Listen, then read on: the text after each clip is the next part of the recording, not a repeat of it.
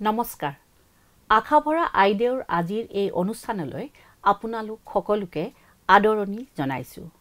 এই অনুষ্ঠান আমাৰ দেশৰ মহিলাসকলক বিশ্বাসী, উত্থানশীল আৰু অনুপ্ৰেৰণা দিয়াৰ বাবে সমৰ্পিত। মই প্ৰণীতা আজিৰ পৰিচালিকা আৰু মোৰ লগত আছে সহযোগী জুৰি। আজিৰ এই অনুষ্ঠানত আমি এগৰাকী ঈশ্বৰ বিশ্বাসী মহিলা হিচাপে কিদৰে সত্য আৰু সততাৰে জীৱন নিৰ্বাহ কৰিব লাগে তাৰ বিষয়ে আলোচনা কৰিম।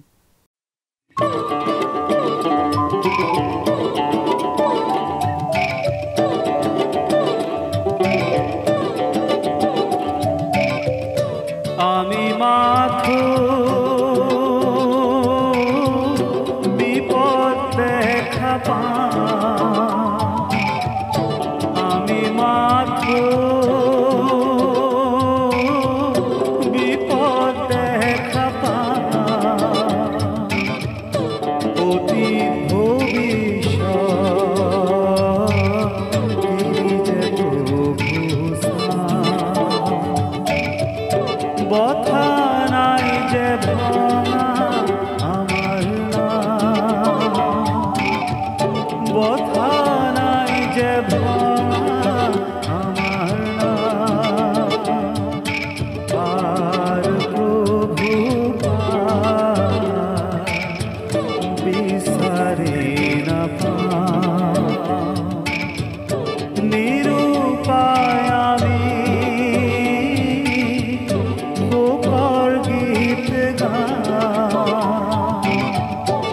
আমি মাথো বিপদ দেখা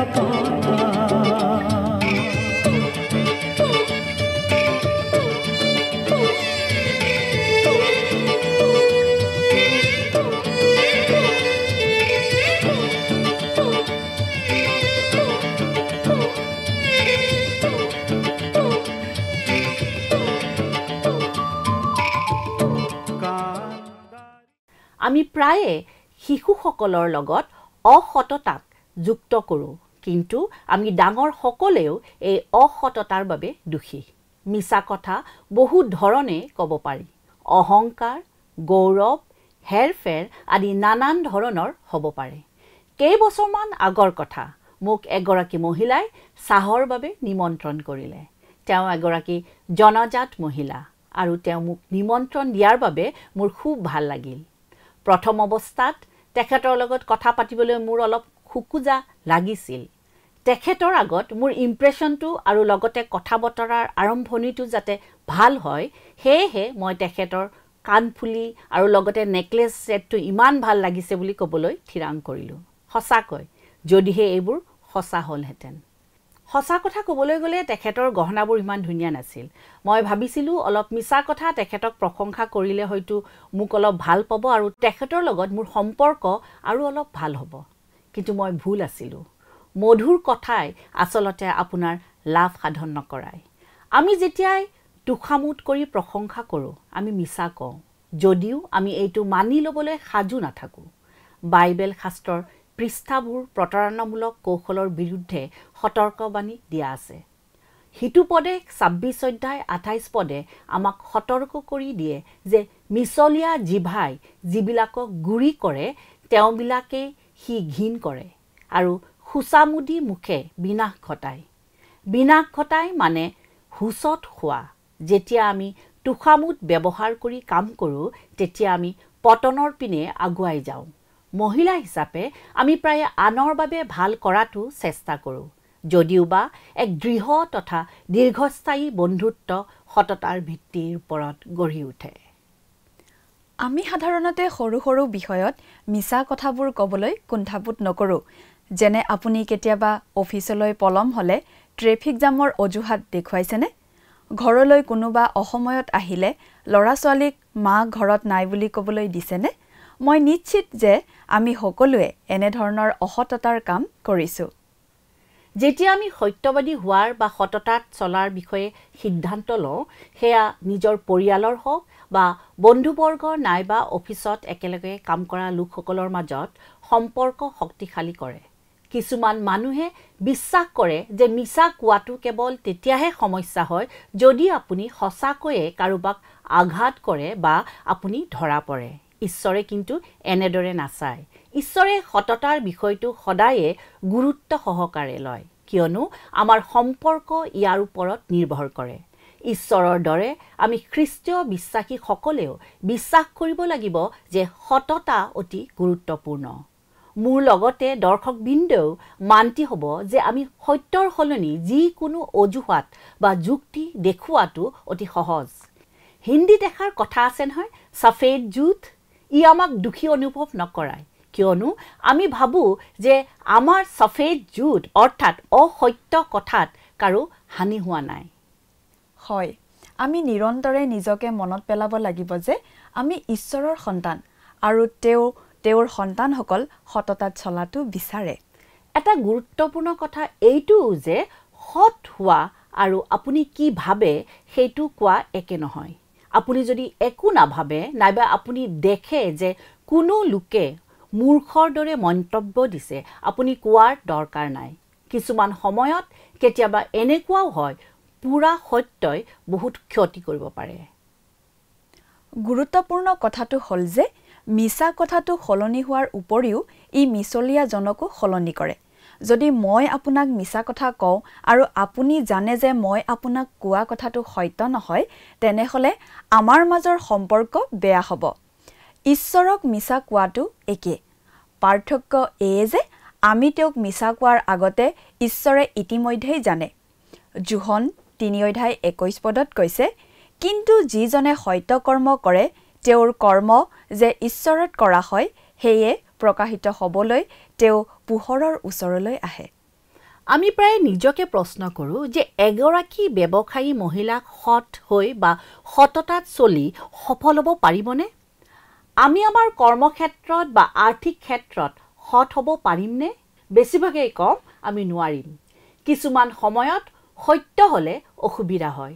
যেতিয়া পাচনি পৌলে আমাৰ জীৱনত সততাৰ বিষয়ে কৈছিল, তেতিয়া তেওঁ কৈছিল যে ইয়াত কিবা এটা আছে যিটো ধৰা পৰাৰ একেবাৰে বাহিৰত। অসত্যবাদী ব্যক্তিয়ে তেওঁৰ আত্মাৰ এটা অংশ ধ্বংস কৰে। পৌলে ৰোমিয়া 13:6-7 এনেদৰে কৈছে, আৰু এই কাৰণেই তোমালোকে ৰাজকৰকো দিয়া, কিয়নো তেওঁবিলাক ঈশ্বৰৰ সেৱক হৈ সেই কৰ্মতে লাগি থাকে। যাৰে যি পাওনা তাকে তেওঁক দিয়া, কৰ দিব লগা কৰ দিয়া, মাচুল দিব লগা মাচুল দিয়া, আৰু ভয় কৰিব লগাক ভয় কৰা, আদৰ কৰিব লগাক আদৰ কৰা।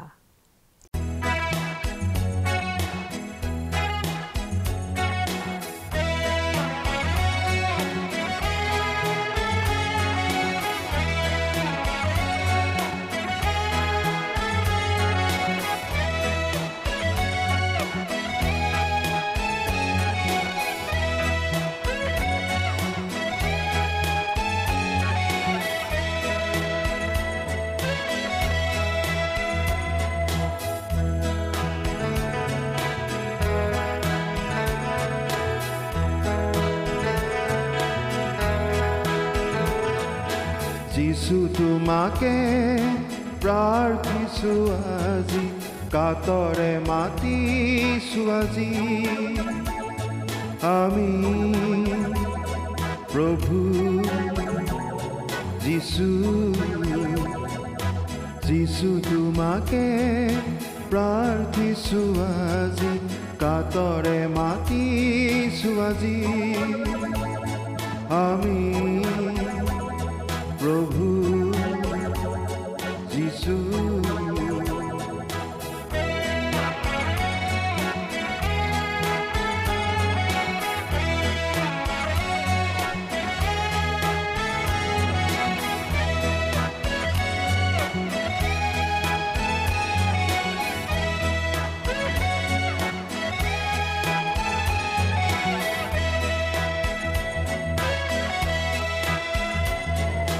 তুমি সৃজিছিলা যোন বেলি তৰা, ইয়াৰ কাষলে মোৰ যিছু তুমি আহা।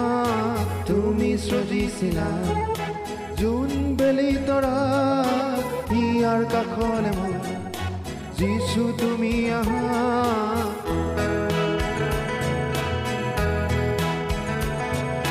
যিছু তোমাকে প্ৰাৰ্থিছো আজি কাতৰে মাতিছো আজি আমি প্ৰভু যিছু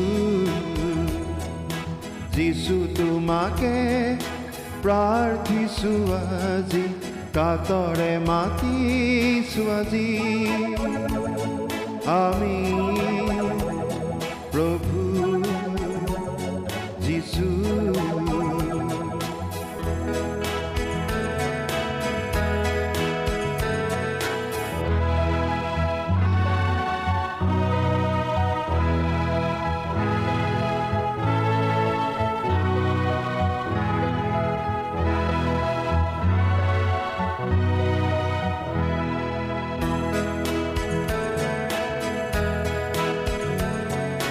তুমি আহিছিলা এই জগতলৈ আমাৰ সকলোকে জীৱন দিবলৈ তুমি আহিছিলা এই জগতলৈ আমাৰ সকলোকে জীৱন দিবলৈ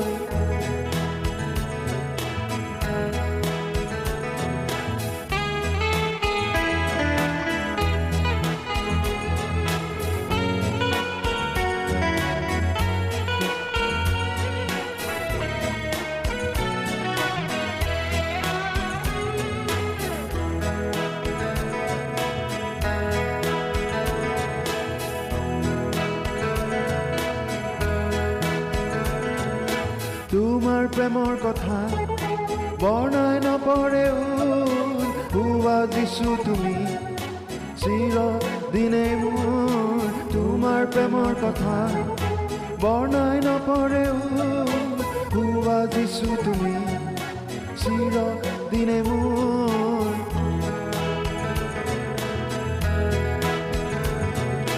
যিছু তোমাকে প্ৰাৰ্থিছো আজি কাতৰে মাতিছো আজি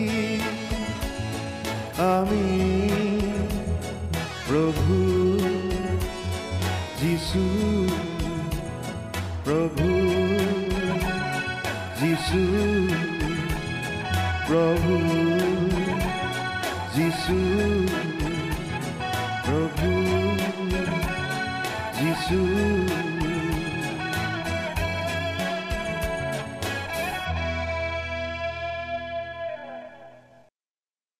এইখিনিতে মোৰ দেউতাই কোৱা গল্প এটা মনত পৰিছে এজন ৰাজমিস্ত্ৰী আছিল তেওঁ বহু বছৰ ধৰি এজন ঠিকাদাৰৰ ওচৰত কাম কৰিছিল তেওঁৰ কৰ্মৰত জীৱনত তেওঁ সদায় ভাল ব্যৱহাৰ পাইছিল কিন্তু তেওঁ অনুভৱ কৰিছিল যে প্ৰকৃততে তেওঁৰ যি প্ৰাপ্য তেওঁ লাভ কৰা নাই তেওঁ পাবলগীয়াতকৈ অধিক আশা কৰিছিল অৱশেষত ঠিকাদাৰজনে সেই ৰাজমিস্ত্ৰীজনক অৱসৰ লোৱাৰ আগতে শেষবাৰৰ বাবে আৰু এটা ঘৰ বনাই দিবলৈ অনুৰোধ কৰিলে ৰাজমিস্ত্ৰীজন মান্তি হ'ল আৰু ঘৰ বনাবলৈ আৰম্ভ কৰিলে কিন্তু যেহেতু এইটো ঠিকাদাৰজনে বনাব দিয়া শেষ ঘৰ সেইবাবে ৰাজমিস্ত্ৰীজনে ভাবিলে য'ত চকু নপৰে সেইবোৰ জাগাত ফাঁকি মাৰি পইচাখিনি আদায় কৰি লওঁ কিয়নো মই ঠিকাদাৰজনে যি দিয়ে তাতকৈ বেছিকৈ পোৱাৰ যোগ্য ঠিকাদাৰজনে তেওঁক সম্পূৰ্ণ বিশ্বাস কৰে সেয়ে তেওঁ গম নাপাব সেয়েহে তেওঁ নিম্নমানৰ সামগ্ৰীৰ ব্যৱহাৰ কৰি ঠিকাদাৰজনৰ পৰা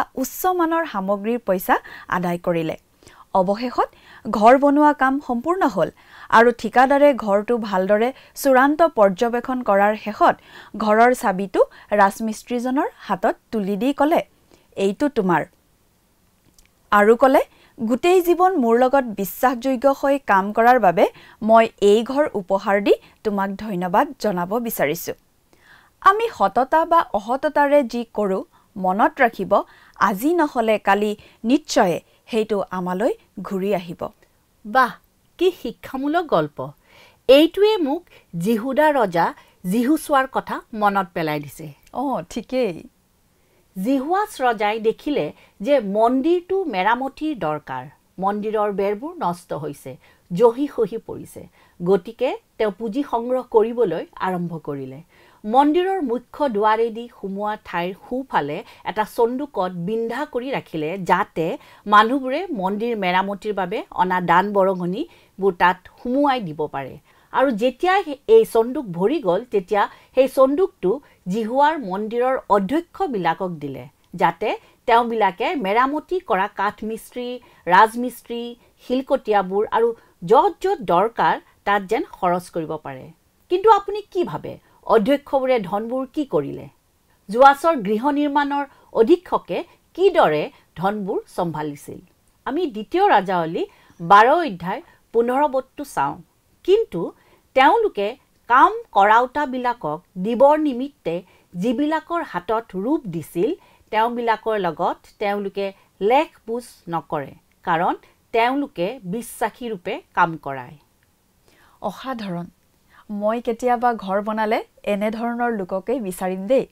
আচলতে মই মোৰ সকলো কামতে এনেধৰণৰ মানুহকে বিচাৰোঁ, কিন্তু বাইবেলত আন এজন ব্যক্তিৰ এনে কাহিনী আছে যিগৰাকী সত্যৱান নাছিল। মই আপোনাক এটা প্ৰশ্ন কৰিব বিচাৰিছোঁ, এজন সততা স্বভাৱী ব্যক্তি বুলিলে আপুনি কি বুজে? মোৰ বোধেৰে সততা মানে হ'ল কেতিয়াও কাকো মিছা কথা নোকোৱা, আমাৰ হৃদয়ত যি আছে তাকে কোৱা, আৰু কেতিয়াও মানুহক নঠগোৱা। ঈশ্বৰৰ বিশ্বাসী হিচাপে আমি সত্য লোক হ'ব লাগে, আৰু এইদৰে আমি আমাৰ ঈশ্বৰক সুখী কৰি ৰাখিব পাৰোঁ। আৰু মই এতিয়া তোমাক এটা প্ৰশ্ন কৰিব বিচাৰিছোঁ, ঈশ্বৰে কিয় সত্য লোকক ভাল পায়? মই ভাবোঁ সত্য আচৰণৰ লোকৰ মুখ্য কাৰণটো হ'ল তেওঁলোক বিশ্বাসযোগ্য। যেতিয়াই আমি এনেধৰণৰ লোকৰ লগত লেনদেন কৰোঁ, তেওঁলোকে সঁচা কথা কয় আৰু কোনো অসুবিধা বা কোনো চিন্তাৰ কাৰণ নাথাকে। দ্বিতীয়তে, যিহেতু তেওঁলোক বিশ্বাসযোগ্য আৰু ভৰসা কৰিব পাৰি, সেইবাবে যেতিয়াই আমি তেওঁলোকক কিবা কৰিবলৈ দিওঁ বা তেওঁলোকে আমাৰ বাবে কৰে, আমি তেওঁলোকক বিশ্বাস কৰিব পাৰোঁ।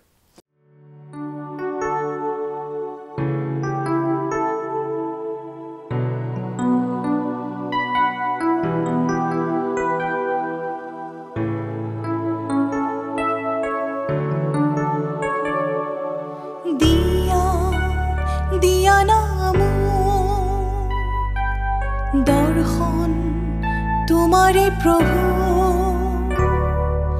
দিয়া দিয়া নাম দৰ্শন তোমাৰে প্ৰভু, দিয়া দিয়া নাম দৰ্শন তোমাৰে প্ৰভু, দিয়া দিয়া নাম দৰ্শন তোমাৰে প্ৰভু।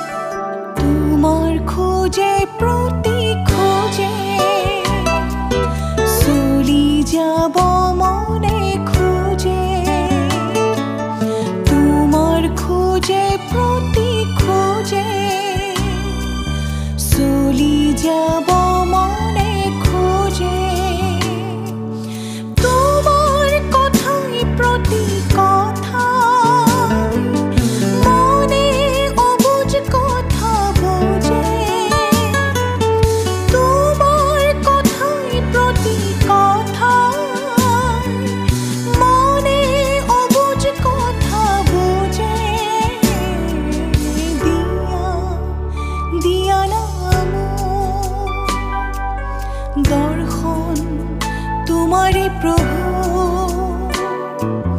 দিয়া দিয়া নাম দৰ্শন তোমাৰে প্ৰভু।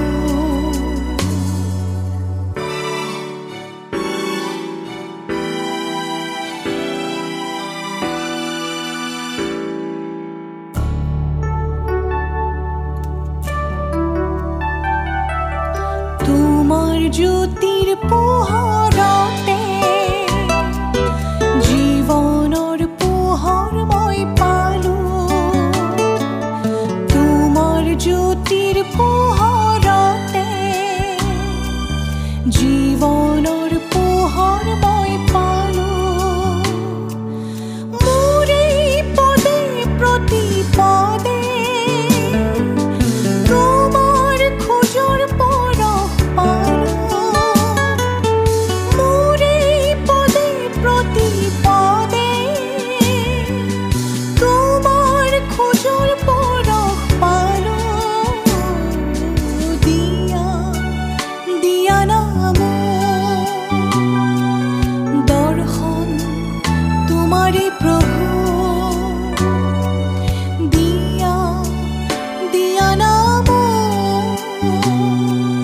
দৰ্শন তোমাৰে প্ৰভু হে পিতা প্ৰাণৰ ত্ৰাতা জীৱনৰ পোহৰ তুমি দিলা হে পিতা প্ৰাণৰ ত্ৰাতা জীৱনৰ পোহৰ তুমি দিলা হে পিতা প্ৰাণৰ ত্ৰাতা জীৱনৰ পোহৰ তুমি দিলা নিশ্চয় আমি বহুতে সামাজিক দায়বদ্ধতাৰ বাবে সত্যক মানি চলো কিন্তু আমি সততাত চলিব লগাৰ গুৰুত্বপূৰ্ণ কথাটো হ'ল ঈশ্বৰক সন্মান জনোৱা পোহৰৰ সন্তান হিচাপে আমি সত্যনিষ্ঠা আৰু বিশ্বাসযোগ্যতাৰ পোহৰত চলিব লাগে হিতুপদে 12 অধ্যায় 22 পদত কৈছে মিছা কোৱা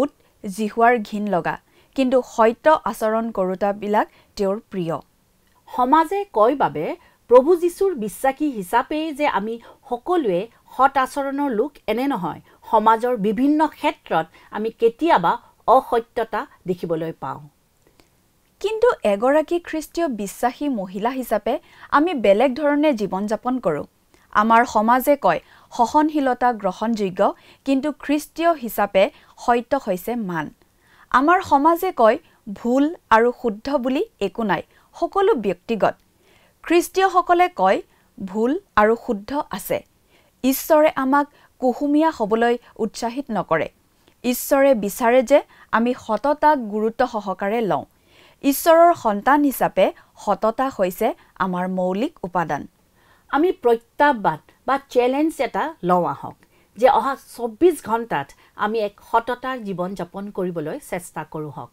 আপোনালোকে আমাৰ লগত চেষ্টা কৰিব ঠিক আছে তেনেহ'লে অহা 24 ঘণ্টাত আমি কোনেও মিছা কথা নকওঁ কাকো নঠগো আৰু কাকো আধা সত্য কথা নকওঁ তাৰ লগতে তুখামুদ অতিৰঞ্জন আৰু হেৰফেৰ আদিৰ দৰে কথাও আমি নকওঁ আহক আমি যি সত্য সেইমতেই চলোঁ আৰু আমি যি প্ৰতিশ্ৰুতি কৰিছোঁ তাক পালন কৰোঁ হওক মোৰ কাৰণে ইমান সহজ প্ৰত্যাহ্বান নহ'ব কিন্তু মই মোৰ জীৱন বাক্য আৰু কৰ্মৰ দ্বাৰাই ঈশ্বৰক আনন্দ দিব বিচাৰোঁ মই সত্য কথা কৈ আৰু ঈশ্বৰৰ মানদণ্ড অনুসৰি জীয়াই থাকিব বিচাৰোঁ আমেন 24 ঘণ্টাৰ এই সময়ছোৱাত আপুনি কোৱা কথাবোৰ পালন কৰিবলৈ আৰু সততাৰ জীৱন নিৰ্বাহ কৰিবলৈ কিমান কষ্ট কৰিবলগীয়া হৈছে আৰু ঈশ্বৰে কিদৰে আপোনাক সহায় কৰিছে তাৰ বিষয়ে আমি নিশ্চয় শুনিবলৈ ভাল পাম বাইদেউ লিখি ৰাখিব ঠিক আছে জুৰি মই বাৰু লিখি ৰাখিম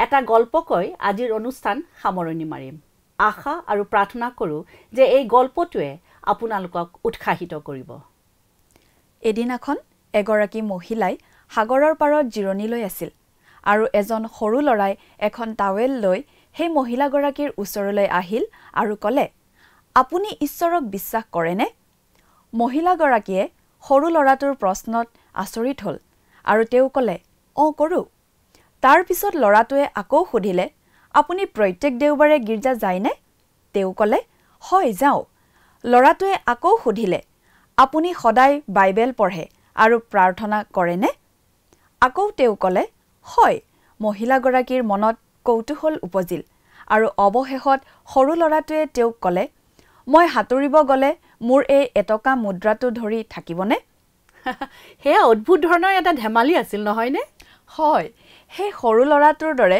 ঈশ্বৰেও সত্য লোকক বিচাৰে এনে এজন লোক যাক তেওঁ বিশ্বাস কৰিব পাৰে এনে এজন লোক যিজনে যি কয় তাকেই কৰে এনে লোক যিজনে প্ৰতিশ্ৰুতিবোৰ পালন কৰে আমি নিজকে প্ৰশ্ন কৰা উচিত যে মই সেই সৎ ব্যক্তিজন হমনে আশা কৰোঁ আপোনালোক সকলোৱে আজিৰ অনুষ্ঠানৰ জৰিয়তে অনুপ্ৰাণিত হৈ উৎসাহিত হৈছে আজিৰ অনুষ্ঠান ইমানতে সামৰণি মাৰিলোঁ পুনৰ লগ পাম নমস্কাৰ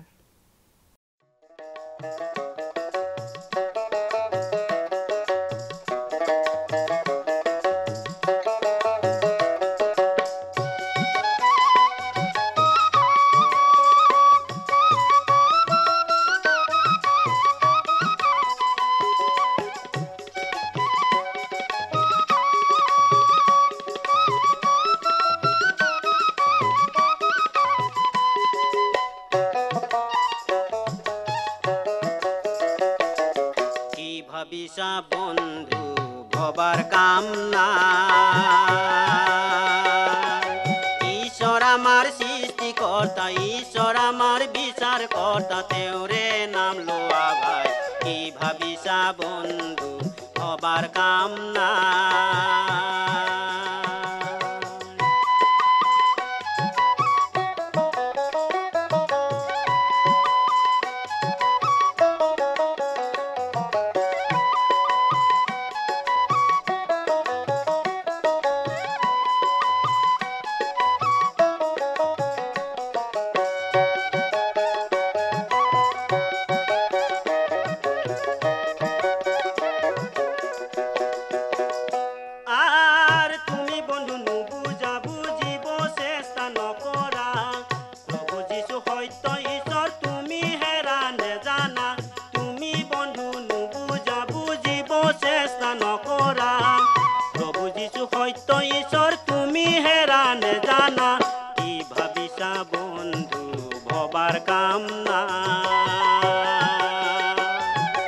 ঈশ্বর আমার সৃষ্টিকর্তা ঈশ্বর আমার বিচার কর্তা তেওরে নাম লোয়া ভাই কি ভাবিছা বন্ধু ভবার কাম না